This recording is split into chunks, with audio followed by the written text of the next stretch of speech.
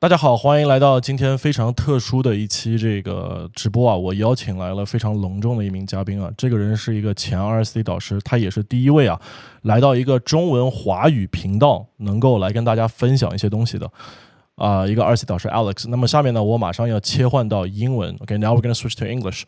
So for the very first time, I'm very honored to have an ex-RSD instructor, the very first person who is going to be coming onto my channel, onto our Chinese platform to talk to everybody who's in the community, who's Chinese and who's going to be watching this. So for the very first time, we're going to have RSD Alex, an ex-RSD instructor, Alex James. Yep, or Alex Social. Alex Social, okay, Alex Social. He's the founder of 4 Week Natural. He's the very best at doing this around the world. As far as I know, this guy's as far as I know, he's one of the best at natural game, and I'm very honored to have Alex onto this show. Alex, how's it going? Very good. It's morning here in Slovenia, in Europe, where I work and where I coach, and I'm excited because it's winter here, but in about 2 weeks, I'm going to Thailand, where we're going to be coaching some immersions down there in December and January, which is always a blast. We get like Singaporeans, Hong Kong, Japanese, some Chinese, Australians. I'm looking forward to it. Okay, so this is the first time that I hear that you're going to be coaching in Thailand.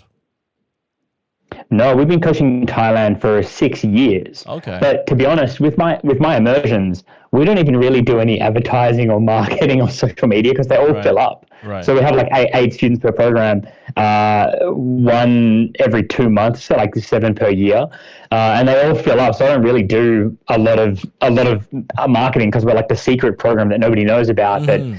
But people do it, then they get out of the game and they go and have happiness with women and dating and romance and love. So it's all very like underground, but you set up the interview, so here we are. So it's been a long time. I want to ask you, let's start with maybe something to do with your, because I know a lot of people are excited to ask you questions about your professional life and about game, about women, about dating. Could you maybe introduce yourself in terms of when you started, when you first got into this? Yeah, sure thing. So if it's 2025 now, I actually started to become a psychologist at university. I started to be a counselor to like help people with problems. Right. And then at the age of 21, Tyler and RSD was in Australia. I was like a kid, 21 years old. I went to one of their seminars. What year was that? What year was 2007. That? Okay, 2007. 2007. And then I spent my like life savings at a young age to do one of their boot camps, to do their seminars. Mm-hmm. And I remember I was like yelling at Tyler in the audience to get his attention. And then I did really well in the boot camp. And immediately they hired me. They needed an Australian guy as well. Mm-hmm. And they hired me at the age of 21. So I worked as a lead instructor for RSD from the age of 21 to 29. Wow. At the age of 29, I made my own company, 4 Week Natural, Alex Social, 4 Week Natural. And I've been doing that now, that'll be 10 years, 2015 to 2025, 10 years inclusive. So it's been my life's work and my life's purpose. I'm a full-time professional, almost 19 years, and I'm still relatively young at 40. Mm-hmm. So that's what I do, yeah. You're 40 now? Just turned 40, yeah. Just turned 40, yeah. Yeah, you don't have good skincare regime. Very, very good. I was going to say very, very good skincare for a white guy. Very, very good skincare. Wow. Good. Well, we teach a whole lot about like health and cosmetics and to look your best. Right. So we know everything about like haircuts and face treatment and sleep and all that good stuff. So it's not just good enough to be good at dating and online dating. I want you to look awesome and be super smart. So we do all of that for like the advanced guys. So I'm an example of that, I hope. Nice. Actually, I've even got my fish oil here on the table. Fish oil, vitamins, vitamin D, it's all here. So here's a little hack for you. I keep it with me on my desk so it reminds me to take it. It's really good. Anyway, continue. Yeah, good stuff. So what year did you leave RSD, you said? 2014. 2014, and I started my own company on January 1st, 2015. Mm-hmm. 2014 was the year of like the whole Julian saga, right. But I had made an option to leave RSD in mid 2014. I made like a 6-month plan. I had 2 plans at the same time, actually. Plan number 1 was I wanted to become like the manager of RSD and make everything work a bit better customer service, much better accountability to the students. So I was building that plan, and I was going to stop working coaching and try to get all of our systems in place to be better for students. At the same time, I had made another plan, which was to start my own company, which was to do immersions with 8 guys for 17 days. But they pay the same price as what people would pay for 3 days. It was just like more elongated with more people. And so that has been an absolute hit for 10 years now, so much that I don't barely do any advertising. It just fills up automatically when people Google search us or ChatGPT search us. So yeah. What was the main reason you left? I think I did my taxes at the time. I would have been like 29. And I remember what I generated for RSD was close to $950,000 US. Like my boot camps, my seminars, my content. And I remember that my take-home taxable income was like $83,000 US. So I'm like, hold on, this is not very good, right? I'm getting like 9% of my fucking income here. So I even said to like the bosses at RSD, why don't we make this kind of different style of immersion that's easier for everybody? Students will like it more. And they said it was ridiculous. That's fucking ridiculous. That will never work. I think Nick Coe actually said that. And I'm like, fine, I will leave then and make my own company in Australia in my nationality. And now I've had 10 years of incredible business, including during COVID. I did my immersions during COVID in Mexico and Austria, Croatia, where I could do it. Yeah, it's just been a hit. It's been a real pleasure to do. And I like it better as well, because when I work with a student for either 4 weeks, or what we do now is like 3 weekends, because students don't have as much time in the modern day. I get a deeper connection with every student, and I get to know their fashion, their texting, their dating apps. I talk to them as they go on a date, what happened after the date, to go on the next date. So over the course of 3 weeks, we can really ride the wave together and go to like next level and next level again. Whereas RSD only really did like 2 or 3 day programs, like 2 nights and a meeting. It wasn't really, even I didn't feel invested when I'm only doing like 2 nights and a meeting with a group of 10. Now I have like 2 groups of 4, and we go deep for like 17 days. Then I'm invested. Then I really enjoy the job. So yeah. I do agree with you about one thing, is that most people need longer time to connect and longer time to learn things, rather than a 3-day program or a 2-day program or like a quick workshop. So that I do agree with. Workshop is good to like start the engine. So I acknowledge that. Like if you go into a program with RSD, it's like $5,000 for 2 nights and a meeting, right? That'll fire you up. You know, you respect the investment, you make the most of it, but what I saw is like it'll open somebody's eyes, but then once their eyes are open, they don't know how to navigate what they're seeing. So what happens with me is they open their eyes on the first weekend and like, oh shit, Alex, how do I deal with all these numbers? How do I go on all these dates? How do I manage these different types of tests that I'm getting? And then we go into all of those questions. So it almost feels like money was the main reason why you left RSD. That was like the eye-opening justification.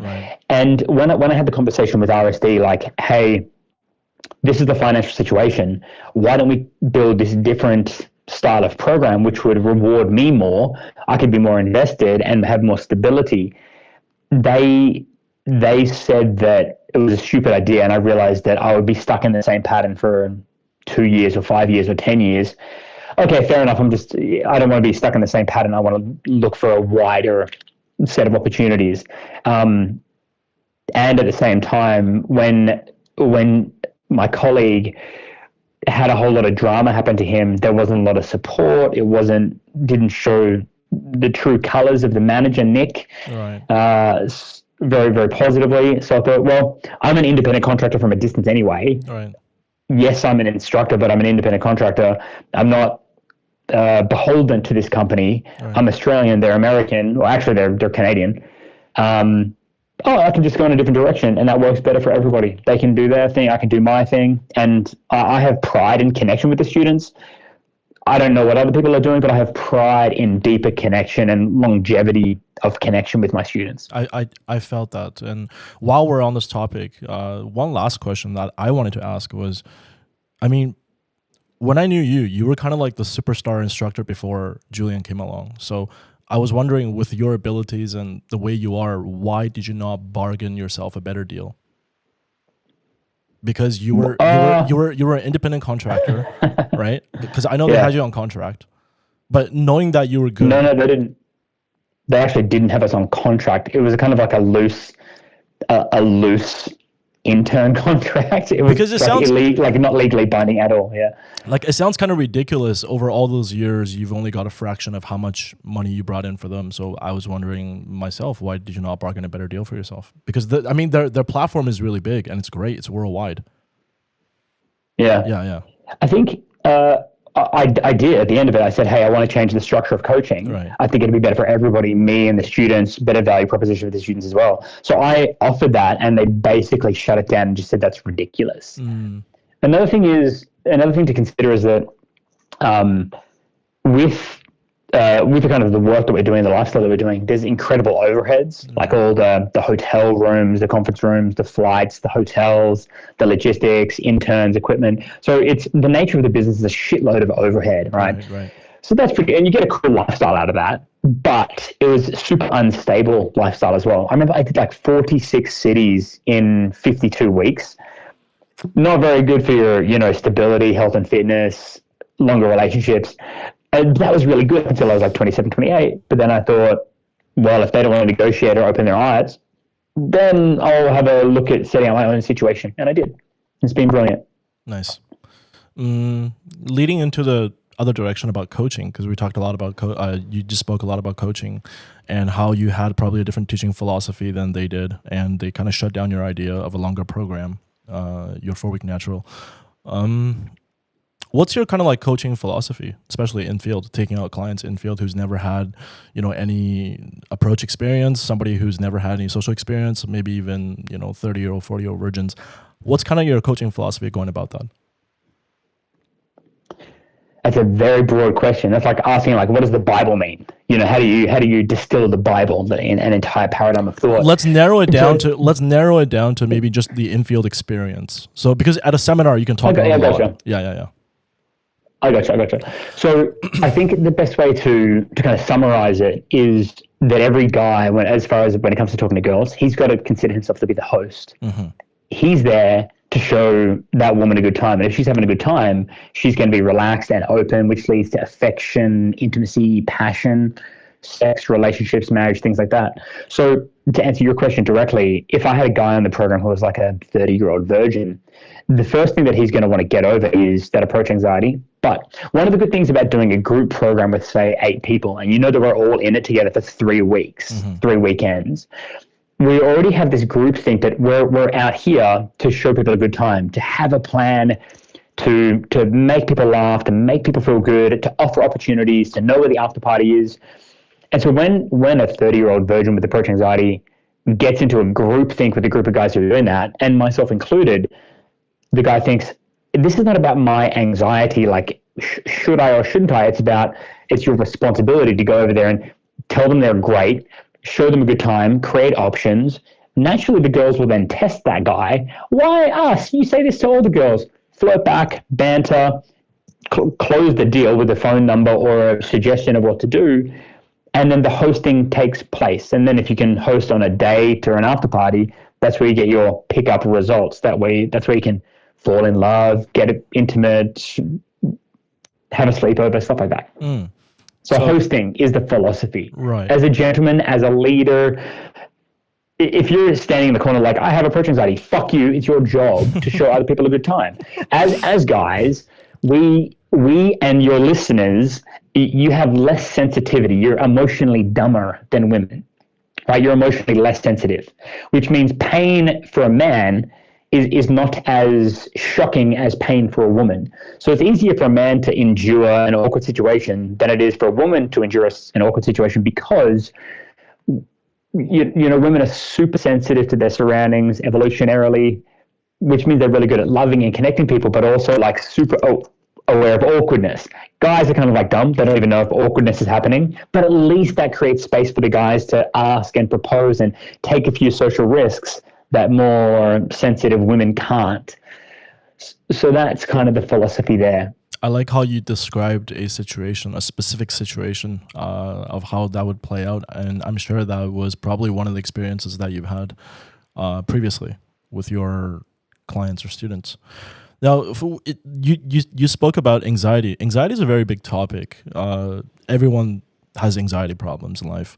So if you're on a program and let's say you have clients, 8 people or 6 people, and most of them are experiencing anxiety and they're kind of stuck, in a kind of mood or a state where they don't want to do anything, they just want to watch. How do you usually go about dealing with that? You know what? It actually doesn't happen very often. I don't often get guys with approach anxiety, but that comes from something a little bit different. When guys come on my program, even if they are the anxious types or they don't normally do a lot of approaches, because they commit so much time and energy to doing the immersion with me, they've already kind of committed that they're going to go crazy. They're going to take risks and be extroverted and discover a new version of themselves. So mentally, because the program is a big deal in their mind, they're like, fuck it, I'm committed. This is going to be a lot of time, a lot of energy, a lot of time away from home. Let's fucking go. So already they've generally committed. However, in the situation that you said, if there's somebody who does have anxiety, then there's a couple of very practical techniques that we can use to get over that. I would say as well, just to say that the last point is that a lot of the guys don't have anxiety because they trust my brand, they trust the program, and when I do my introduction speeches, they think, shit, I'm with a guy who knows what he's talking about. I'm going to feel comfortable in this environment. I'm going to do things I haven't done before. I'm going to take some risks and talk to people that I want to talk to because I believe in this group, I believe in this program, I believe in the 10 years of authority. This guy's been doing this. So normally that works on in and of itself. However, the practical ways to beat approach anxiety is the technique called the off ramp. Right. So imagine we have a kind of by the way, you have an echo that whenever I talk, I hear myself. So if there's anything that you can do to stop that, it's fucking with my train of thought. There's no echo on my side. There's no echo on my side. Check 1 2. Check 1 2 1 2. I hear you perfectly fine. Now it's gone. Yeah. Now the echo is gone. Yeah. Check 1. Perfect. That's better. Now I can think. Okay. Oh no, the echo is back. So the echo is back a little bit. So if my thought is disturbed, it's because I'm hearing myself yelling at myself. Okay. We have a technique in live situations, bars, clubs, parties, called the incidental approach. It's where it's really easy to find somebody who's lining up to go to the bar or something, and you talk to them while you're incidentally at the bar together. So that's a very low pressure environment. And then if things don't go well, if the student has their off ramp, like a freeway, then they can say, oh shit, my bad, sorry for interrupting, you guys have a good time. So they can neatly, without too much awkwardness, say, oh, thanks for the chat, I'll get out of here. Take a breath, recover, reset, and then maybe have a chat with somebody again the next time. So that's the kind of the most practical way to do it. And then the other thing is, usually when guys are doing this program with me for 5, 10, 15 days in a row, they get bored. They're like, I'm not approaching anybody. This is boring. This is not even that hard. Everyone's talking, chatting, having fun. And even girls will oftentimes approach men in bars if you're in a decent, relaxed state. So it's not really a question that comes up that much. We're like, if approaching that is beginner stuff, we're in medium and advanced stuff. All right. So what I feel like is probably most people that are on your program, they already have a bit of experience or a lot of experience with a... When you say experience, I mean like they're socially well-adjusted. You know, they socially have a job, adequate. they're used to talking to other people. Yeah. So socially adequate. They have to like interact with people at school or college. I do get guys on the spectrum. Right. I do get introverted guys for sure occasionally, and then we just go at their pace. But it's interesting when you get like a really kind of a hard case newbie, they can switch super quickly and go from hard case to very competent very quickly because the actions are not that complicated. To have the conversation, to call to action, to empathize with people that you're speaking to, it's kind of like building up pressure. The hard case newbie breaks, right, and they're chatting, they're laughing, they're getting lovely positive reinforcement from other people. It can be like that. You know, from talking to you for the last almost 30 minutes now. I feel like you're still very passionate about this industry after all these years. Imagine if you're a wealth coach, right? And your claim is that I can make you $1 million. And then you see your client get $1 million, you're like, fuck yeah, that's fucking awesome. Like every time it's fucking awesome. And I think also like a man's sense of self and a sense of self-worth, it's deeper when it comes to like love and romance than it is with his finances and his assets. Because if you all of a sudden think that I can show a woman a good time, I can express myself passionately, I can fulfill my passions, that's kind of like, I'm feeling like job well done. I'm really making a meaningful help in this person's life. You know, life is like health, wealth, and relationships. Right. People have health, people have wealth, but I can help with the relationships part. Right. And then that guy doesn't have to worry about that for the rest of their life. So it is really, really fun. It's weird though, because in this business, there's like no repeat customers. You know, like once you're happy with your relationship, you're happy. Right. So as I get older, younger guys are like, I'm 30, I'm healthy, I'm wealthy, but I'm scared. I don't know how to convert a meeting into a date, into a relationship, into intimacy. They don't know how to do that. So there's so many people need it. I should probably just make myself more well-known to work with. This is pretty crazy because you said you just turned 40 years old and your energy levels, your passion, exact same as 15 years ago. This is actually like crazy that how you're able to maintain throughout all these years. Yeah. During my journey, I had a couple of instructors work for me,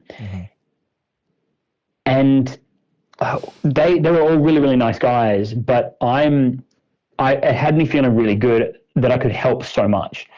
And when I took a step back and let the instructors work for me, I didn't have that sense of fulfillment where I could be really good at something. And when I was young at college, I studied to be a counselor. So my job was to like sit with people on the couch talking about domestic violence or talking about anxiety or issues of self-hate or whatever. So I've been trained in my mind to want to have a fulfillment in this part of life. And now I get to do it. I have a nice balance with my hobbies and my own life. And then I come back and do one of these programs every month or so, every 2 months. And it's a blast. You know, I was even doing like the sales calls for the Thailand programs. Right. And I'm like, yes, I know that you want to get a girlfriend. Yes, I know that you're sad that you're nervous with women, but I want to sell you on how fun this is. Like, sure, there's no issue that you're going to get girlfriends. You're going to know how to see a stranger, meet them, connect with them, and create a relationship. That part's easy. But imagine like staying up late and waking up on the beach next to somebody new and having new adventures, eye-opening experiences with the other guys that are on the program, riding scooters with a girl on the back, making out, drinking coconuts. That's what I was selling the guy on. He's like, I'm sold. So I want to come to Thailand and do this program.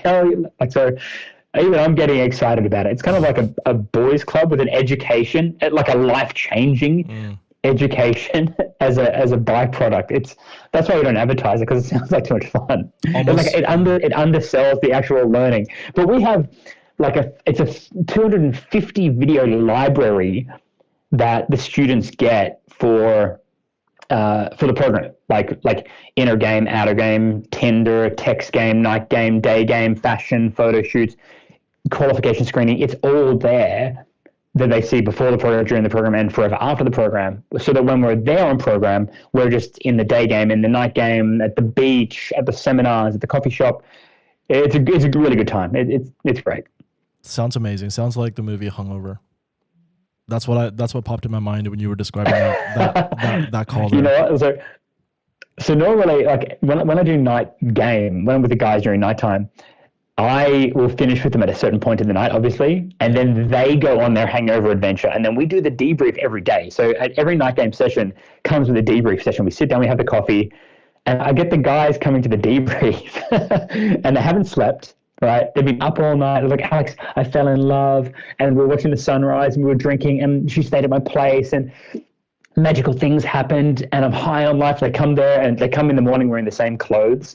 That's like the hangover. One guy was like, she texted me, but I had to ride to the other side of the island. And then some guy hit me with a broom because it was a student dormitory or something. But then she came out, we went riding, and then I got bitten by ants because we were making out on the sandhill. Yeah, so it is a bit like The Hangover, not the crazy like alcohol part, but Right. yeah, it's a bit like that. Do you still enjoy dating in your personal life? Yeah, definitely. I've got myself a really serious long-term partner that I have now, and we work together on my future business, which is about photography. And you know, when you say dating, I still kind of always convert that in my mind back to hosting. And when I say hosting, I mean like just trying to bring a lot to the relationship, like having ideas, making plans, wanting to travel together. And every day I get a kick out of making that person feel good. And then it's like reciprocal. Then they want to make me feel good. So absolutely, we all should always get a kick out of dating.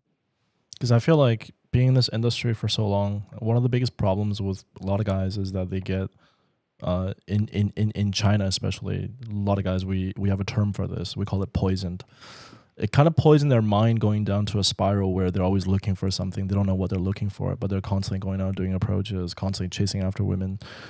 No one really ends up, like, they don't really understand that your goal in life is to end up with maybe someone who you're going to have a really deep connection with, a good connection with, someone that you can actually go in a relationship with. So we also see that with a lot of instructors who are in this industry as well. But if you look at Julian, you look at Tyler, and then we look at you and maybe Jeff, well, Julian's married now and he's got 2 daughters. So what are your thoughts on this? Like finally, finding your partner and being in a relationship with her. How did that come along? To talk about, what you're saying there is that a lot of guys don't know what they're looking for example, right. Or they're not happy with what they're finding. That is because they're not thinking about it in a mature, masculine way. And saying masculine almost sounds like misogynistic, but I think when I say masculine, I mean like responsible, patient, and looking to empower others. So I just say, like, if you're a good person, if you're a good host, if you're a good leader, you should be looking to empower others and see the best in others. And that's super fulfilling. So I don't want to make any generalizations. You said in China. I don't really know what that generalization is, but some men, they might look at a woman they meet in day game, get the phone number, and unfortunately, incorrectly, they will look at the woman as like a kind of a finished product. Like, oh, she's this height, this athleticism, this humor, this prettiness, this cosmetics. And they look at that as a package and they think, do I want that or do I not want that? That's stupid. That's so stupid. You know what I mean? Mm-hmm. It's like if you're going to start a business and the business is like a lemonade stand, that's stupid. It's not just a lemonade stand. It is what you make it. So a relationship and your relationship with people around you, especially if you have like a leadership mindset, your relationship can be what you make it.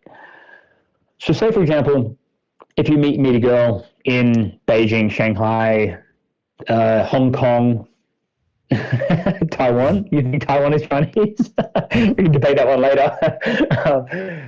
If you meet a girl in Beijing and she's mediumly funny and mediumly adventurous and mediumly expressive, if you spend quality time with that girl, she would then become super fun, super affectionate, super expressive, super soothing to you as the guy, if you set the precedent where those things can come out. So it's so stupid of any guy generally to look at a woman and think, that's what she is. I don't know if I want it or not.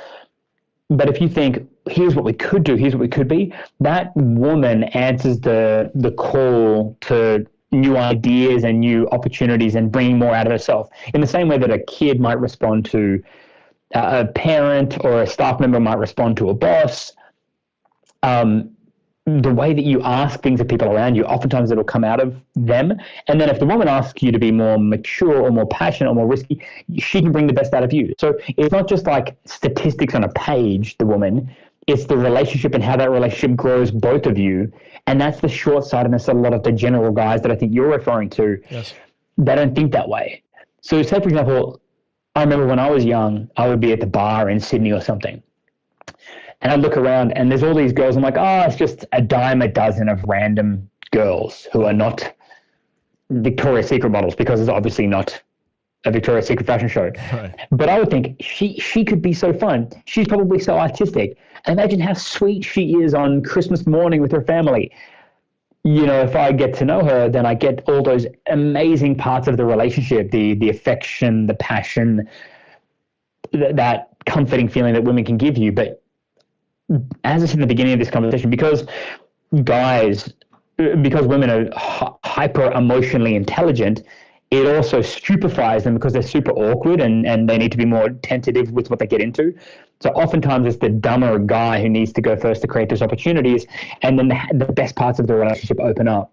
And once your guys who you're referring to understand that, you can blossom average relationships and average girls into incredible relationships, incredible girls anytime. It's amazing, right? And so once you get that, my students get that, they don't need the game anymore. And that's the idea. Like, really, anybody listening to this, they shouldn't need the game anymore, apart from, you know, camaraderie with other guys. Mm-hmm. But it's like I've seen with hundreds, thousands of guys in this industry over the years, they get married, they're happy, they have pride in their family, their relationship, their home. That's what we're doing this for.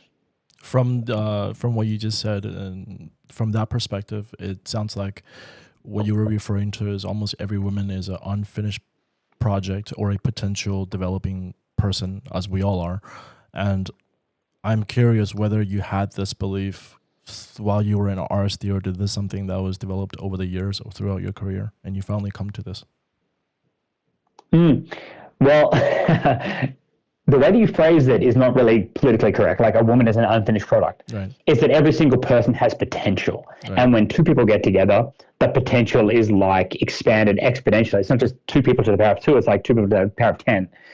And then it's this positive feedback loop. You keep getting better and better and learning in life and feeling your blind spots. So that's just to paraphrase you there, is that everybody has unlimited potential, depending on your time management. Yes. However, like, yes, I did realize this early on in RSD, but only because when you're a dating instructor or a pickup instructor, and just to clarify, that word pickup is it's a term that guys often use when they're meeting girls. It's just a casual terminology, right? Because a dating instructor has to meet so many tens, hundreds, even thousands of girls, exactly. it really does become like a common denominator. Yeah. So it's like when you meet everybody, they're almost the same. You meet 1,000 people who tend to become the same. And so you need to start mentally projecting or envisioning what's possible once you get past that first impression. And that's when everything is possible. And that's when you're really optimistic about the person that you're meeting. Whereas the guys that you're talking about are probably pessimistic about the people that they're meeting. And that sucks. And if a woman is there and a guy's like approaching her pessimistically, like she's nothing, she's not going to respond well to that. She's like, fuck that guy. I've got nothing to work with here. But if a guy comes up to her and she's like, this guy's believing in me, this guy has ideas, this guy has hopes, I'll take a date, I'll stay the night, I'll see what's possible, and then it spirals up. So, right. Yeah. I like how your attitude always in your relationships or encounters are always kind of like, wherever this opportunity is going to take us or take this relationship. It has to be. Yeah. With business, with life, with health, with everything. Yes, that's really good. If you're negative. Yeah. Right. So you had while you were working in this industry with RSD and after, you kind of had this label, I guess, in the industry. People, the label is natural game. So a lot of people, especially the China fans who knows about you and knows about RSD, they might have a question whether you were kind of born like kind of like naturally good, or did you learn to be good? Good question, man. I learned to believe in the natural way after life experience. In the beginning, I was like, canned game. Like, game will give me the confidence that I need to meet people, like doing routines. And I had like a game name and all that kind of stuff. Right. I had a fucking game name. How ridiculous is that? Do you know what my game name was in 2007? So there was like Mystery and Man. Yeah. These silly names like Mystery and Matador. My game name was like Science. Yeah. That's what it was. But to answer your question, with natural game, moving away from and confidence in an avatar and confidence in lines, what everybody will inevitably realize is that a woman is looking for a good guy, and you are already a good guy if you can be human plus take actions plus empower others. And I'm like, shit, I am human. I'm a human guy. I can empower this girl. In return, she'll make a relationship and affection with me, and we'll keep moving things forward, and everybody's happy. So once you realize that you already are what a woman is potentially looking for, you can fulfill what that is, and then it's more of a game of patience and empowerment rather than trying to trigger her to become attracted to you in order to get laid. And it doesn't work that way. So that's when the shift happens. And then once you get that, you trust it forever, and you realize that canned game or non-natural game is one, it doesn't work, and two, it's weird. Were you always this passionate and high energy, or did you learn to become like this? On topics that are meaningful, I'm passionate. Right. Plus, I just had a coffee, so that helps as well. Right. But I know right now, I can picture right now, there's guys, watching this on their computer or their phone with maybe Chinese subtitles or whatever, Mandarin subtitles, Cantonese Mandarin. Yeah. And I know that these guys listening to this, the words that I'm saying are going to hit like a bolt of lightning to their mind and their emotions. Mm-hmm. And they're going to think, shit, there's more to this than I know. I don't need to look at that girl on the bus and think that she's like the opponent in my life. She's not the opponent, or on the other side, I could form a companionship and a friendship and a happiness. So I know that this conversation could create the pathway for happiness for some of the guys listening to this. And that brings passion out. Yeah. So in this context, there's passion. While we're on this topic, talking about game and your philosophies, I heard a lot about you saying empowering others, very positive, very high energy. There's actually, because before this interview started, I did put out posters on all my platforms and asked people to post their questions that they wanted to ask you in the comment section, and I picked out some that are really good. Sure. So on this segue, let's go into a question that's related to what we just talked about. So one guy had a question asking that how to maintain a positive mindset when he's faced with a lot of rejections and blowouts in the beginning, especially for guys who are maybe not as high energy or not as passionate as you are. How do they deal with a bad reaction from the women and also from maybe the environment? If your guys are getting a bad reaction, they're getting a lot of blowouts, that sounds a little bit more like it's mechanically wrong. Like they have no idea why they're approaching, what they're trying to achieve, or they have no idea of how to bring any positivity into that girl's life. Right. So how you can keep a positive mindset, if you keep failing, that's the world telling you that you're doing something wrong. And then there are experts like myself, and maybe yourself, I don't know if you coach or whatever, there are experts who have content who can tell you what to do. So it's kind of like, if you're hurting yourself in the gym, that pain is going to make you stop doing that and do something different. And maybe you need a gym coach to tell you how to lift properly. If your guys are getting rejected consistently, it's because they're approaching people in day game, night game, bars and clubs, and they're not offering anything. They're not offering jokes, good company, compliments, dates, drinks, dancing, conversations, social life. They're probably not offering shit, right? And obviously the girl would reject that. If your guy's asking this question, if a homeless guy comes up to them on the street and is offering them nothing, they're going to fucking reject the homeless guy. Exactly. But if they're at a conference and an important person offers them a job, your guys are going to investigate that job. You know what I mean? As far as dating is concerned, if you approach a girl and you say, it's a pleasure to talk to you, I'm just saying you're dressed really, really nicely, and I'd like to take your number and message you with an idea. That's an offer. That's adding to the girl's life. And your guys don't even think that way. Most guys are thinking, I'm going to roll up and I hope that she just falls in love with me because she's, in a simple-minded state at this point. Maybe she's partying. Maybe she just is in a passionate mood, an aroused mood. Maybe they get lucky. But if you're hoping to get lucky, you're going to get rejected a million times anyway.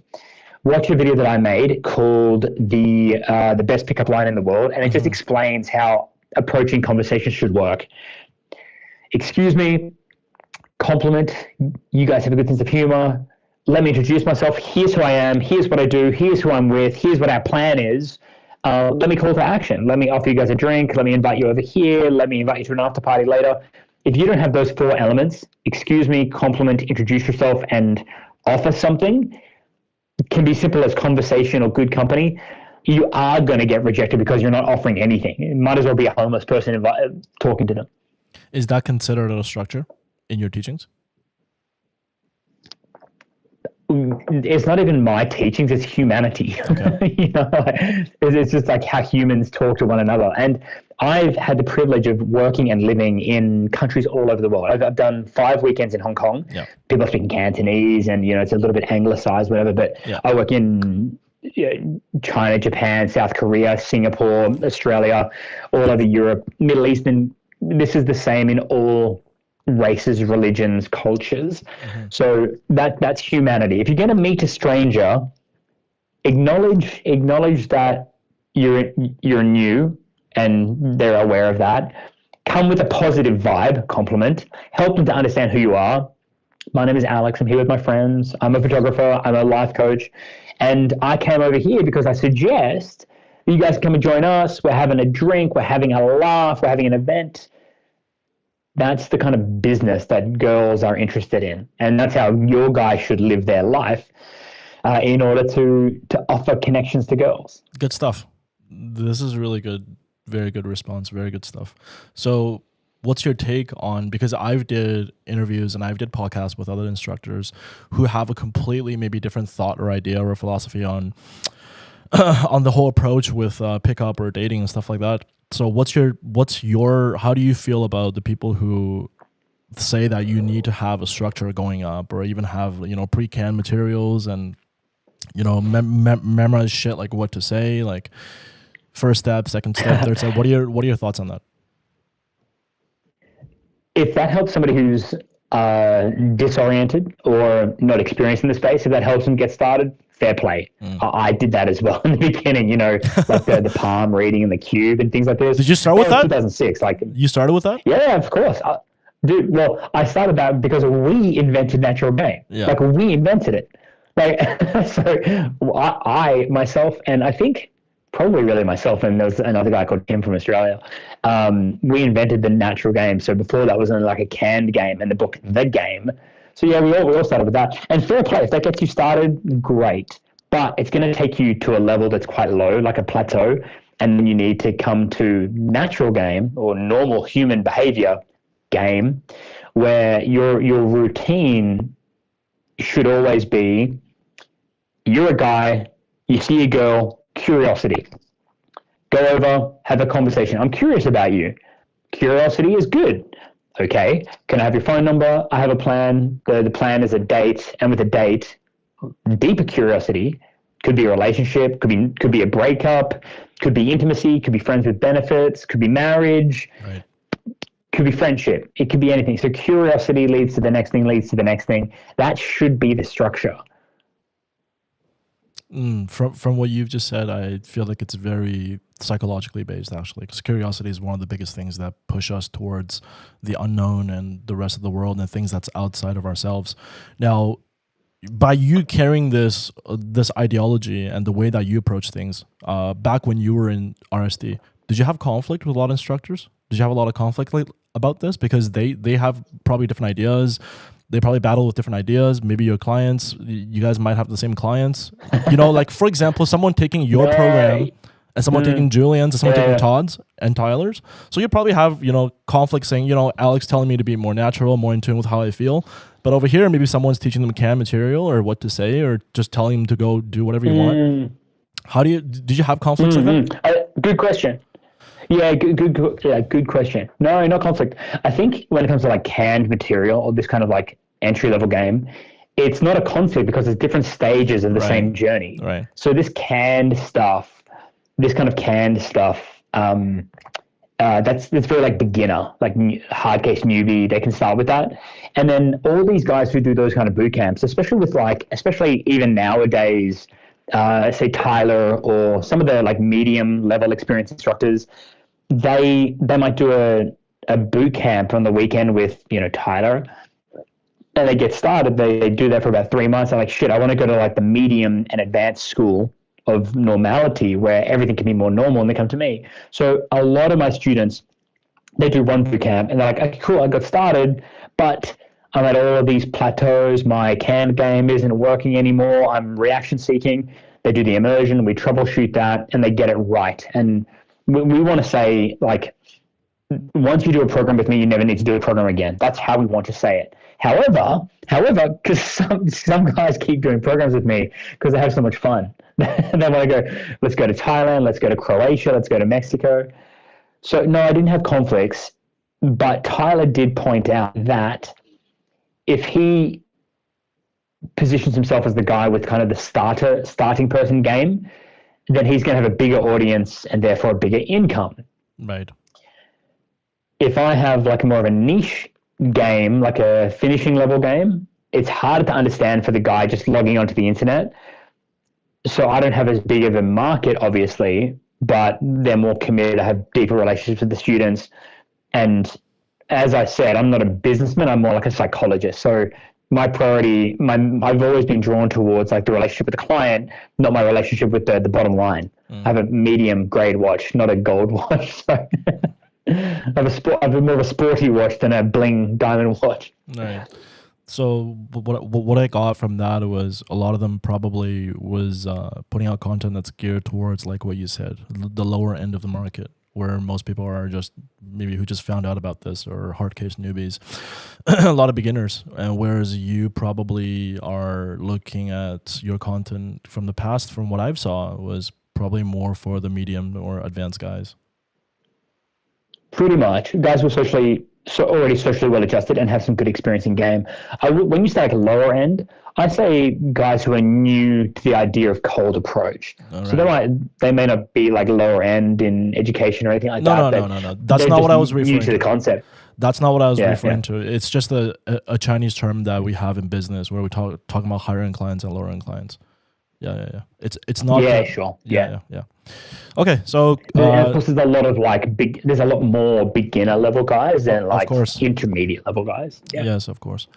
So, do you get a lot of beginners, or you get a lot of intermediate guys usually on your programs? I don't even really think of it that way. Or both. Like kind of both, and like advanced guys who might have unique, unusual sticky points they can't understand, or parts of the process they don't understand. So I get a bit of everything, to be honest. A bit of everything, to be honest. Some guys who are very socially introverted, some guys normal guys, some guys who have game experience. And then there's some guys who are like, have had hundreds of dates, but they might not get a third date. They don't know why. So that's like a special troubleshooting case. And guys who are just passionate about going out, socializing and traveling, who love the community of hundreds of guys that I've put together over the decade. Interesting. While we're on this topic, back in RSD, when you were working and coaching there, you said that Tyler maybe put out content, he gets more traffic and much bigger of the market because of the way that his content is structured and the way that yours is.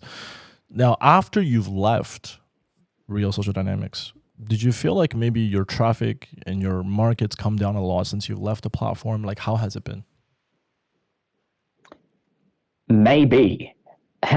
I'm not really sure, because my coaching fulfillment is maximized. Right. So we have, when I do an immersion, originally we had like 11 guys, because I like the movie Ocean's 11. Yeah. Okay. So I had like kind of three groups of 4 or something. Okay. And then I went down to 3 groups of 4, and now it's 2 groups of 4. So the way that I've done things, I've always been able to fill up my events unless I take a hiatus or there's COVID or something like that. But RSD would have these massive crowds of people at free tours. Right. And that's kind of a different market, I suppose. Whereas I'm doing an immersion, which is going to be 17 days or 30 days or whatever it's going to be, that's a very different audience and also more of an investment. So it's a different business model. They have like more people, lower investment point. Right. I have fewer people, but super committed and invested. So not really. It's suited the market well, the direction that I've gone. It's been great. Because I've noticed, the reason why I asked that was I noticed that after the whole RSD brand, after they took out that brand because they're not on that brand anymore, what I've noticed was everyone who's left, you and Todd, everybody who left subsequently, your YouTube channels, I think Todd's doing fine, but a lot of the instructors' YouTube channels, their views come down a lot. Not as much as it used to be, you know, back in maybe 2012, 13, 2015. Yeah. I don't think that has anything as much to do with the instructors. That has more to do with the landscape of the world, right? So in 2010 to 2013, we were pioneers on YouTube, you know, just putting out so much content, well organized, and to be honest, pretty risky, empowering topics, especially some of the stuff that the other American guys were doing. So they, you know, YouTube loved that. Now, as to say, after 2014, YouTube's policies changed. So they got really, really, really strict. You can't talk about anything that's politically incorrect. Right. So there wasn't as much clickbait content, so there was less viewers. And then after COVID, or around about COVID, YouTube changed again. So YouTube is really, really good now at putting a small audience interest to a small creator. Right. So imagine there's like 1 million audiences and a lot of creators. So it's really good at putting small audiences to very deliberate creators that audience would like. But in the beginning, there weren't that many creators, and there was like YouTube heroes, if you know what I mean, like Logan Paul or whatever. Right. Casey Neistat, Logan Paul, even Tyler. So YouTube heroes, that was like the original market. And now it's like 1 million little markets with 1 million little audiences, but all those audiences are more high intent, high passion. So it's a better model now, to be honest. It's not so much a YouTube hero. So what you're saying is correct, but it's not because of, I think, we got away from RSD. It's just also the landscape of YouTube. And now, honestly, with scrolling, nobody watches YouTube anymore, to be generally. Like it's negligible compared to scrolling crap, AI slop. Yeah, we've noticed that as well with my team. Curious, are you working on your own now, or do you have a team working with you? Other instructors? Not just other instructors. Maybe like you have like a team of people that you build around you. You know, people who are working the back end, people who work in the front end, your videos, taking your calls. Yeah, absolutely. Okay. Yeah, absolutely. I have an event manager. I have a video editor that I collaborate with. Right. I do the content, the direction. He edits it up. Brilliant guy. About 3 or 4 of us. I have an accountant in Australia. So yeah, like a regular business team. But in terms of the coaching, I don't have any other coaching assistants. It's all me. When I had sub coaches, I had some guys like Federico, Luca, Ryan, some guys like that. The audience didn't really want a coach who only had like 2 or 3 years of experience. They want like one of the OGs. Exactly. Yeah. And I can't recommend guys like, you know, Jeffy, brilliant. Todd, brilliant. Yeah. Julian, different niche, absolutely brilliant. And we got flogged as kids in RSD. Like Tyler and Nick beat the shit out of us. Like you got to work 24/7 all year to get paid 9% or some shit like that. Like fucking brutal. But my God, it made like hustles out of us. And we're still kind of trading off that reputation now, even in doing that phone call. But that was like the school of fucking hard knocks. And those guys are brilliant because of it. There's a couple of other new guys that are okay. You know, if you see this girl Dating by Blaine, she's super smart. Austin Summers is pretty cool too. Yeah, I know him, yeah. A couple of guys like that that are doing, Blaine is online and Austin is infield. They're pretty respectable. Like I'd love to do interviews with those people. So yeah.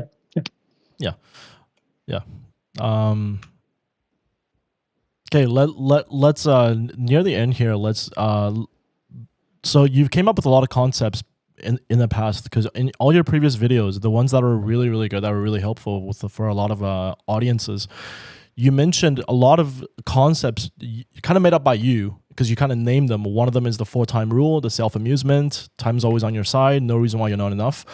Out of all these, maybe pick just one because for the time being today, maybe just pick one and maybe talk about that and how that came about and why the concept was so good and how you came up with it. For example, why the 4-time rule? Why not 3 times or why not 5 times? Why is it 4 times? Yeah, sure. It's kind of a funny story, that one.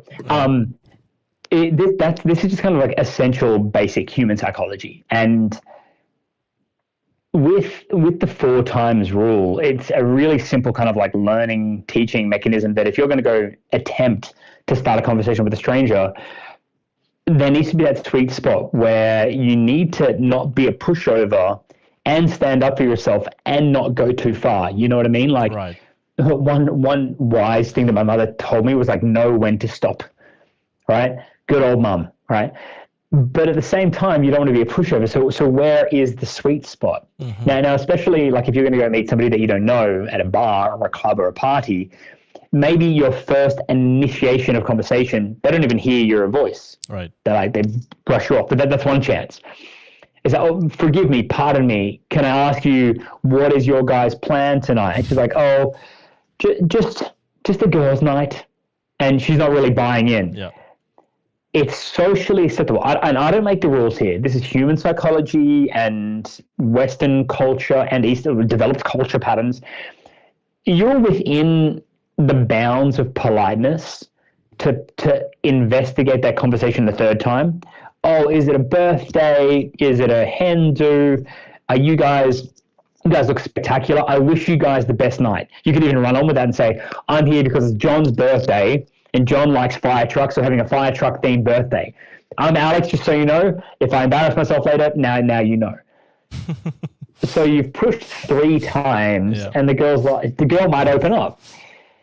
And if she just like disregards you, that 3rd time, you could maybe push it and say, I was going to offer you a drink. She might open up at that point, or she might be like, cut you off. That's when you know when to stop. So it's just a little teaching technique to stand up for yourself. You know, have you heard these guys say like, go and do 10,000 approaches? Have you heard that shit? Yes, I have. They're literally telling people to do 100 approaches a day and do it for like, it's ridiculous. It's ridiculous. Yeah. It's better to do, say, 6 approaches a day and 2 times, 3 times rule. Because, say, for example, if you do like 3 times rule, if you're doing day game in Beijing, Shanghai, or wherever, if you do 3 times rule, the girl's like, you're a nice guy, but I have a boyfriend. You're a nice guy, but I really have to go to work. You're a nice guy, but you're too young for me. At least that guy gets a resolution as to why the approach can't work. And at the same time, I say to guys who were talking about the 4 times rule, if you're sitting on a flight and some dude or person sits next to you and they start fucking talking at you, everyone's reaction is going to be like, oh, what the fuck? But if they keep talking, eventually you're like, oh, cool, what's up? You're going to Disneyland or you're going to Shenzhen, I don't know, somewhere in China. So they can help to open you up by them being persistent within reason. And it's around about 2 times, 3 times, maximum 4 times. I just don't want to have a guy doing 1 times, being a pushover and like normalizing that. But you use empathy and politeness. Forgive me for interrupting. I don't normally do this. I'm sorry if I overwhelm you. And whatever the Mandarin translations for those would be. That's a really good word you said, in reason, because a lot of people would mistaken the 4-time rule to maybe getting a harassment charge or somebody complaining too much about this person harassing me. So that's a really good word, being in reason, being reasonable. Because I think what you said about that whole airplane example is somebody who's being approached more than 2-3 times, I think their mind is also getting used to the other person. Their internal mind and defense mechanism is getting used to the other person coming up and talking to them, rather than just off the bat saying fuck off, like I don't want to talk to you. So that's really good. Exactly. It's a kind of a seduction technique. Yeah. The word seduction, it's got a very, very negative connotation in English. It's like you're trying to make somebody do something intimate. Right. But seduction, kind of right by the definition of the word, it's like bringing somebody from an original headspace to a different headspace or a different intention or whatever. So you kind of seduce them into your world. So say, for example, if you're standing at somebody next to the bar and the girl is like waiting there next to you, and the girl is thinking, shit, I'm not in the mood to talk to anybody. This is probably just like every other guy, immature, stupid, doesn't know what's going on. Yep. And then you're standing here and you start just volunteering your story. My name's Alex. I'm here with my friends. I just moved back after working a month in Australia. I live in this area. You probably live in this area. Just if you want to have a chat a little bit later, we're in this area. I'm sorry for disturbing you. So the listener hasn't had to say anything, but because I'm opening up and making myself known, they can comprehend everything. They've got content to work with. They can ask questions. They can playfully tease and flirt. So the host has to go first.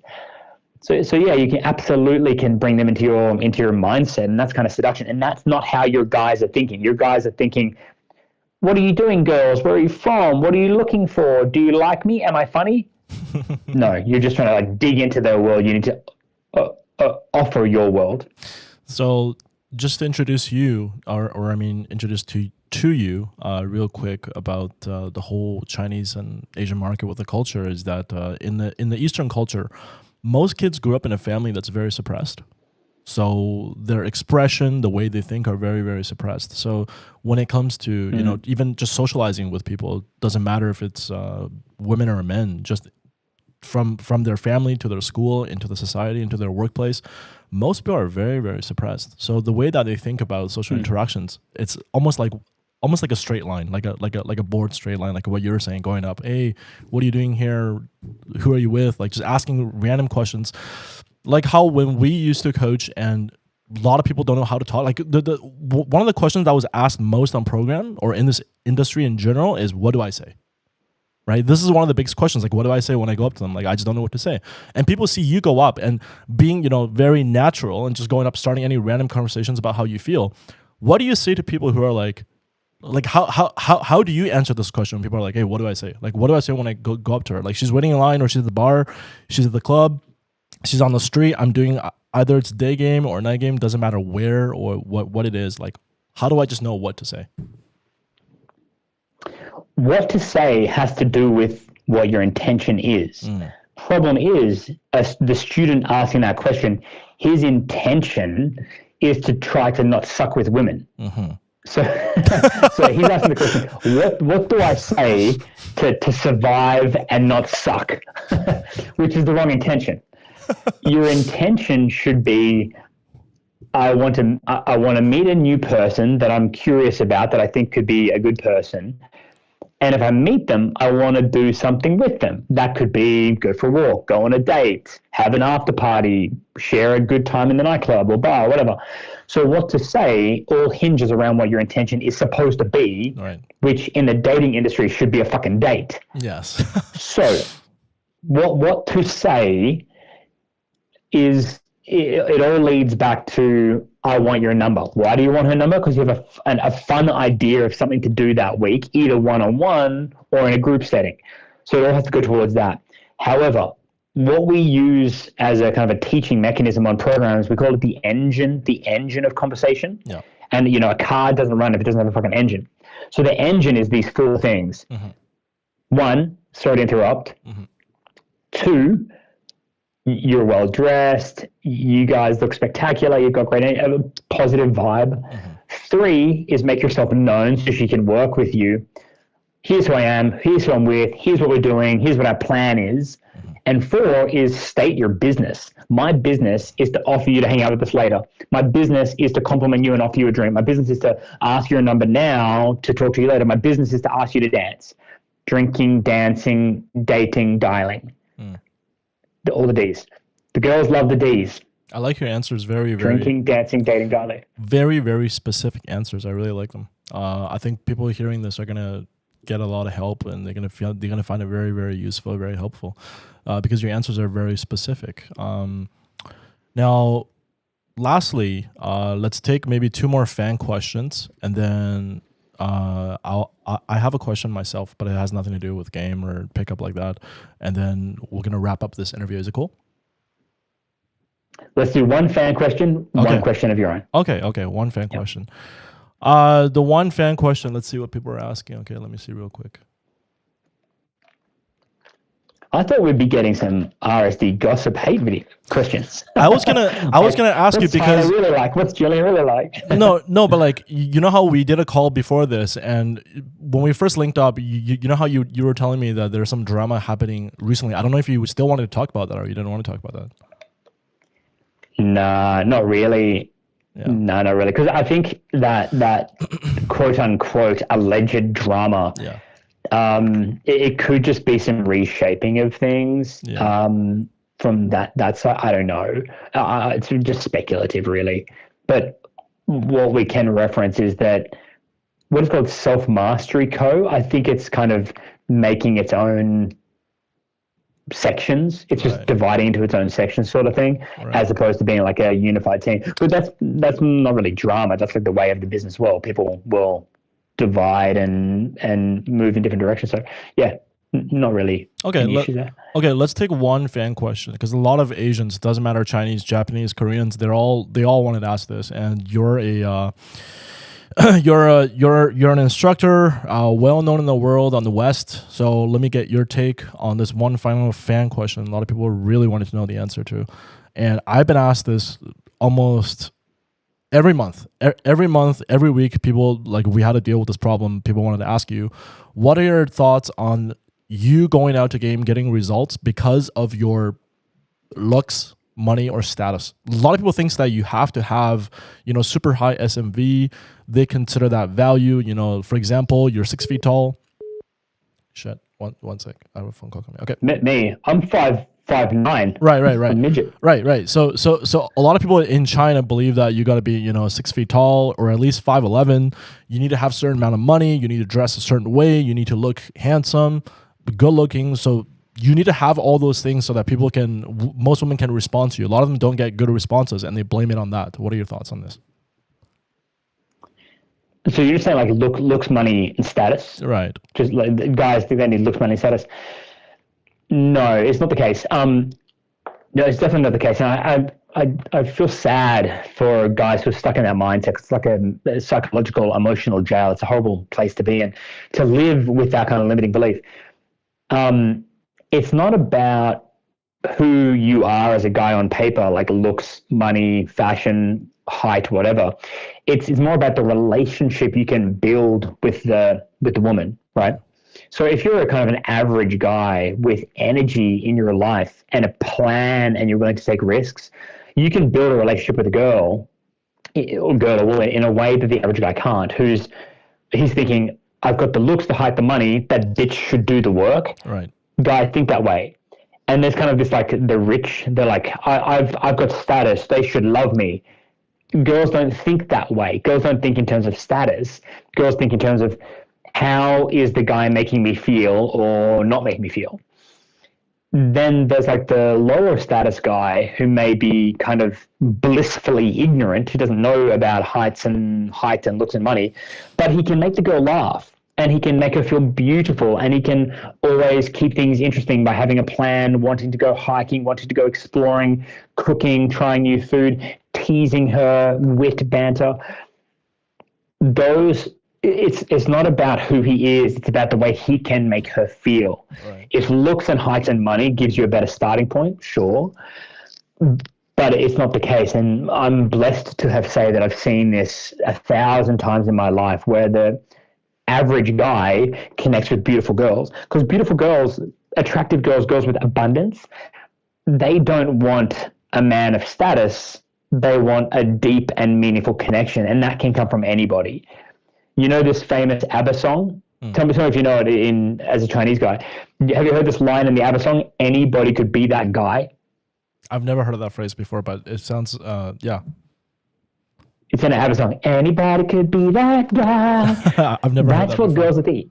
No, never heard that. In every club, they play Dancing Queen or Mamma Mia or something. I think it's Dancing Queen. In every club, and girls thinking anybody could be that guy. Have you seen a racing movie called Rush with Niki Lauda and James Hunt? No. In this movie, the supermodel says to the racing driver, my new boyfriend, I know he's got a reputation of being a big player, but it doesn't matter about his reputation. It only matters about how he makes me feel. And when I'm with him, it feels like he adores me. So those girls out there in China, Beijing, wherever it might be, they're looking for the guy who makes them feel good. Those girls will have their own social conditioning. He's supposed to be this height. He's supposed to have this look. But she would go for a guy who makes her feel good rather than a life of loneliness and a boring phone and douchebags, fuckboys fucking her over. She'd rather have that. And oftentimes girls end up with that in a great way. So, yeah. Would you ever be down to come to mainland China to do coaching programs in the future? Would you be down for that? Absolutely. So, for example, if after this phone call there was, 8 guys who want to do Beijing, Shanghai, wherever it might be, right, we can do that. And I can coach in other languages. Yeah.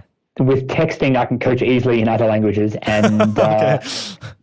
Say for example, I'm with Chinese guys in New York. I have these brilliant Chinese guys in New York, like these poker players, and they're speaking to Chinese speaking girls. Yeah. And he will go over and talk to the girls, and his name is Anthony, actually. This is an American name. And I'm like, okay, Anthony, you said this to her. She said this. She said she had a boyfriend. You said she looks good. She took the compliment. So they're speaking fucking Mandarin. And I break down the whole thing just because I know the pattern so well. Uh-huh. But the thing is, regardless of that language barrier, the things that your guys want to get from this is basically two things. They only need to be able to get out of their safe, predictable zone into the risk-taking, making things happen zone. Mm-hmm. So it requires some empowerment from me to make that happen. And they also need to understand the steps that's required, the logistical pathway to go from meeting to date to affection, passion, intimacy, etc. So it's about the pathway to success and the empowerment to take the correct actions. We don't need language perfection to do that. Right. I agree with you, especially with international students who have a language barrier, or they're not native speakers, but that's not the biggest problem. Even in China, there's a lot of foreigners here, a lot of Russians. Russians don't even speak English that well, and they can use it. They can use Google Translate from time to time. I don't think that's an issue or a problem, right? Okay. Sure. And by the way, I start in Koh Samui on December 5th. Okay. And we have another one starting in Koh Samui in Thailand on December 27th. And they're both 3 weekend events. Some guys do even 2 in a row because they want to get like massive immersion. So, but we like that because it's kind of like a meeting point for everybody in the world, like American, European, Australian, Singapore, Chinese, Thai, of course. So it's a brilliant location for our coaching experience. December is a really good time to go to Thailand, actually, because it's warm. Absolutely, yeah. Yeah, so super fun. Final question for myself. I know you've traveled the world. I've traveled to a lot of places around the world as well. What would you recommend me to go to? A place that you've been to that you think is really good, that's worth visiting? That's what I wanted to know. Just visiting. I know visiting, so for work, for leisure, for travels, you've been to a lot of places as well around the world. So where would you recommend someone like me to go travel just for travel, not just to meet women or a game or whatever, just a good place to travel to that you would recommend? Yeah, I mean, it depends on so many things. Like, is it like a holiday with a girlfriend, or to have a crazy adventurous experience, or to see beautiful nature? Narrow it down because I've got a million answers. I think I've been in about 63 countries now, and I must have been in like 200 different cities at least. Recommend me somewhere that you think is very significant, that left you with good memories, like, okay, I would come back to this place again. Even traveling alone, like you would go back there alone, maybe not even with somebody. 2 places. This is going to sound kind of weird, but two places. Okay. Sure. Yeah, northern Italy, like the mountains in northern Italy, and Las Vegas. Bro, Vegas has been too many times. Northern Italy? Yeah, Vegas, it's still so good. Yeah, Vegas, I mean, to meet people and, the restaurants, the shopping, the conferences, the concepts, the shows, it's it's always like a little bit of escapism with some interesting, really good, fulfilling people to meet, things to see, things to do. That's always really cool. Vegas is always really cool. It's a little microcosm of its own. But if you get like a car and you go in around northern Italy, you can be in like Italy, Switzerland, France, Croatia, Slovenia, all in one day. And all of it is beautiful. The food, the sense of escapism, the beauty. And there's a pretty good social aspect to that as well, because there's like people stopping for beer and hiking and all. It's brilliant. So I like, they're awesome. Yeah. I was going to almost tell you as well, Brazil, because it's kind of like dangerous and crazy. But when you go to Brazil, you think it looks like society, like normal, but it's more like a war zone. Sounds dangerous. You know what I mean? Like, it is dangerous. Like people like pointing guns at you and like trying to steal your phone, and people like just dancing the samba. Nobody has any money. People are drunk. People are happy. It's sunny. It's beautiful. Yeah. So it looks like society, but it's really more like Mad Max a little bit, but a fun, beautiful Mad Max. So that was quite an experience. Like nothing makes sense. Nothing works. It looks like it's normal, but it's actually a different planet. Cuba was really cool too, but Cuba's a bit like a tourist scam nowadays. But yeah, they're all pretty cool. Cuba, Rio de Janeiro, and around about northern Italy and Switzerland with a car. It's breathtaking, especially with a girlfriend. I like how you mentioned northern Italy because I love Switzerland. I go there almost every single year to visit. I think it's very similar. Yeah. Near the Alps, along the Alps, because it covers 3 different countries, and you can, Absolutely, yeah. Did you enjoy this interview? Did you enjoy this podcast? Or no? I did, man. Questions were insightful. Questions were good and on point. They're coming from a point of industry reference and experience, so it's good. Yeah. And it sounds like your audience is big, and it sounds like I would not connect to the audience in any other way. And I know that if a couple of these ideas open these guys' minds to a point, and they watch the video again and again, they write down the ideas, it will open up pathways to success and happiness that otherwise wasn't there. And that I love that. I love how you're so passionate after all these years and coming on this podcast, and we can have, very first time on my channel and on this podcast, everything's on point. A lot of things are on point. I think how you expressed about certain ideas really surpassed my expectations. I didn't think you would come on here and give so much value. Thank you, man. It's all that I've done in my entire life for 19 years. So hopefully we're at the cutting edge at this point. Yeah. And again, relate to the audience, especially guys who are based in mainland China or, around the world. East. Yeah. Yeah, sure. We are in Koh Samui starting December 5th. Put your links below to talk to us about one of the phone calls, and then we'll tell you about the different variations of our program: day game, night game, photo shoots, all the seminars. We have all the text game, all the Tinder, the dating apps and dating app variations. So all of that is there. But more than that, it's an incredible adventurous experience where you're empowered with a group of like-minded guys with the world-leading authority on a tropical island with really fun, adventurous people and girls from Asia, North America, Europe, Australia, South America. It's brilliant. It's super brilliant. It's be our 6th year going there. All right, man. I myself very much enjoy this interview. If you guys like Alex, if you've never heard this guy before, and this is the first time you see this guy talk, and the first time you know about Alex, it's great to know about this guy and watch his content, because this guy was really helpful in our industry through all these years. Once again, one of the very best at natural game. All these years, still very passionate, very energetic. I love your energy. I love your passion. And this is why you're the very first RSD dude that I invited onto my channel to do this. I'm looking forward for another one, maybe, further down the road, next year even, because there's so much more topics that we can pick your brain on.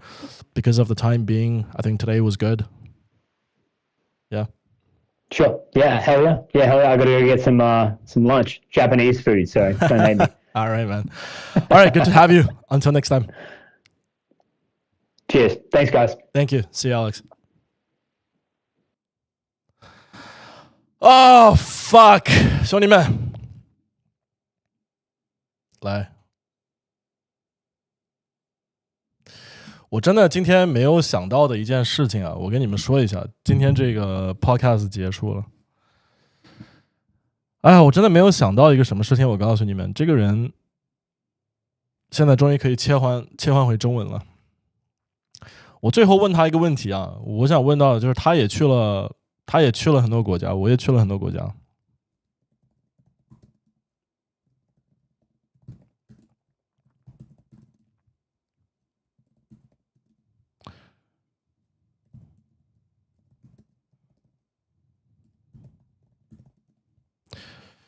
我最后表达一下，我就要下播了，因为我们团队的小伙伴还等我去吃饭呢。非常非常的荣幸啊，Alex 能来作为第一个 RSD 导师被我请过来。我知道你们也很想听 Julian， 也很想听 Tyler， 也很想听 Todd 来我的频道，我们可以一个个来。最关键的一个事情呢，是你们能感觉到这个人在行业里将近20年，他的 passion， 他的热情，他的这个能量，他都40，他今年是真40了，他比我大5-6岁。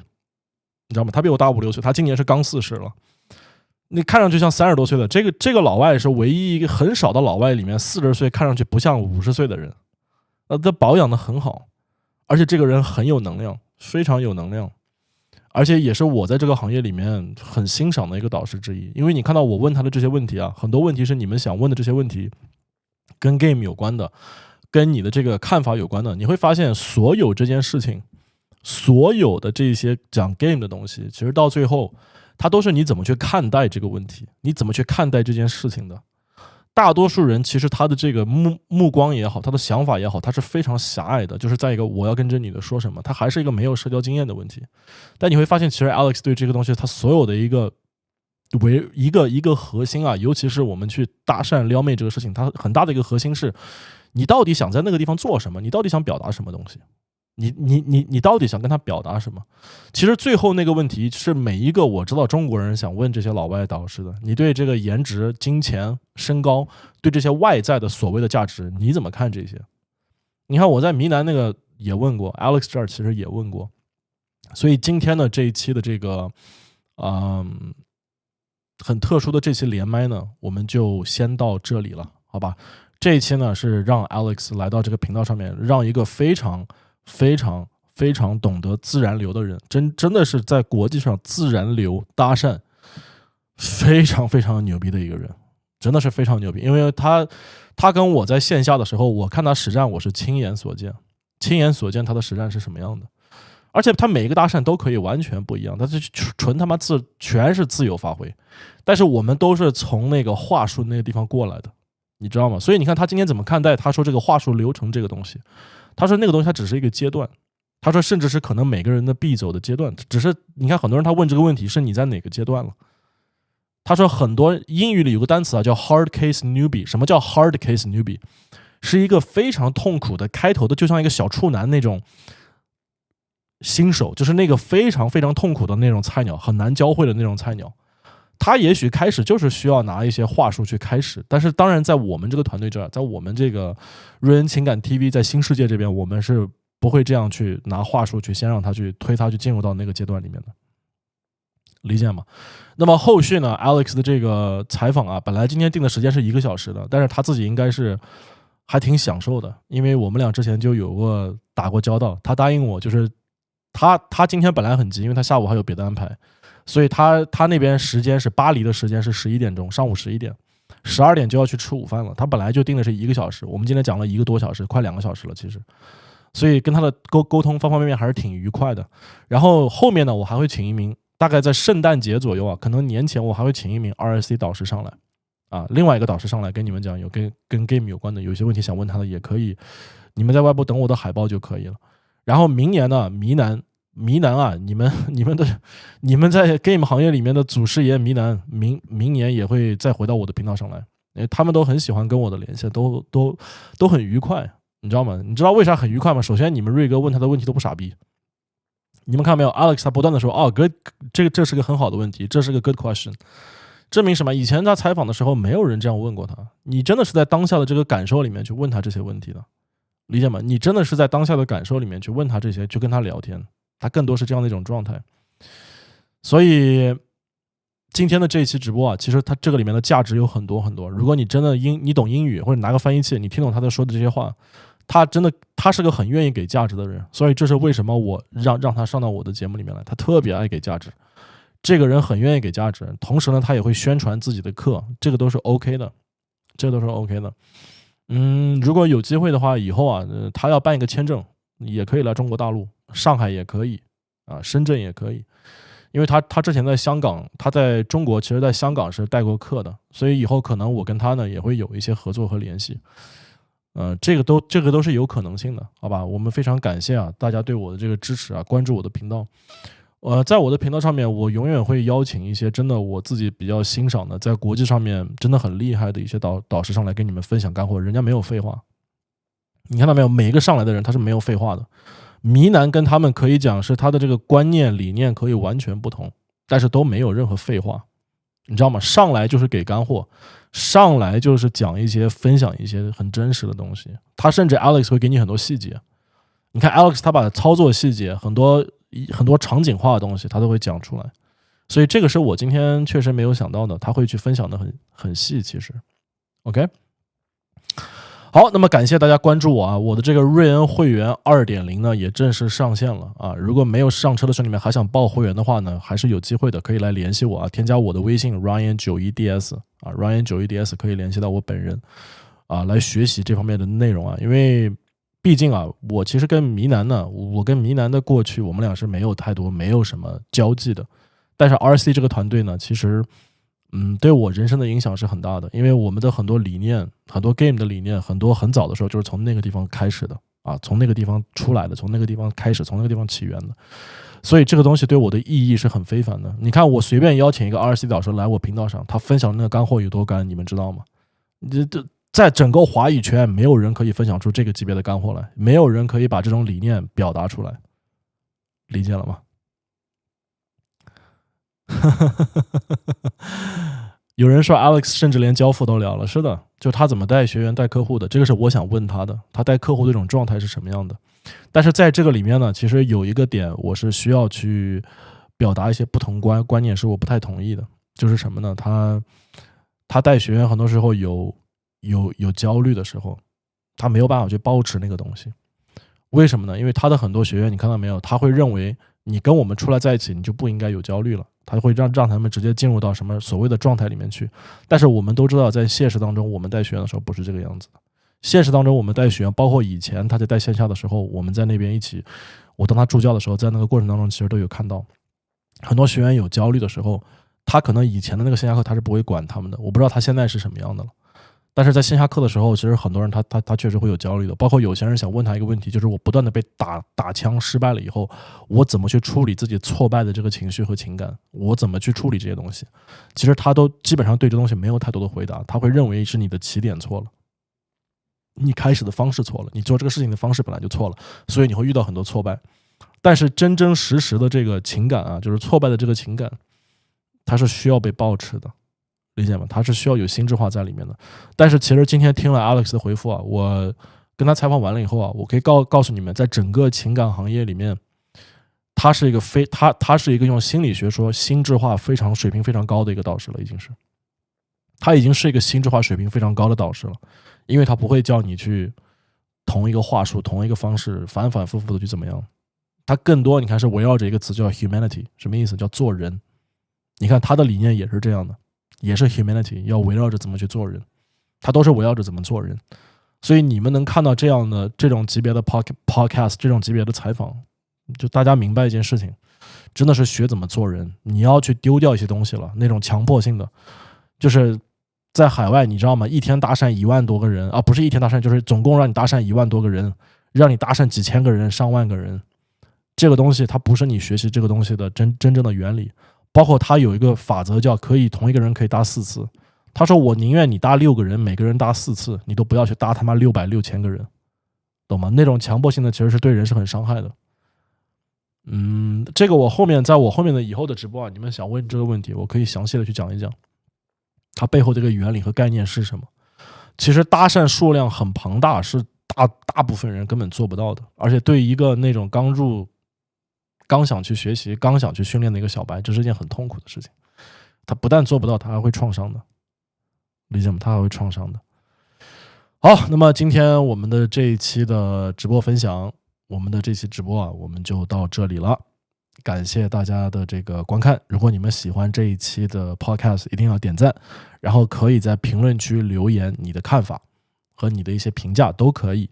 那么也是对我的一个鼓励啊，这也是我动力的来源。这样呢，我才会邀请更多牛逼的嘉宾，在整个情感行业顶尖，我能连接到所有头部的人啊，真正顶尖的牛逼的导师来我这里给你们分享。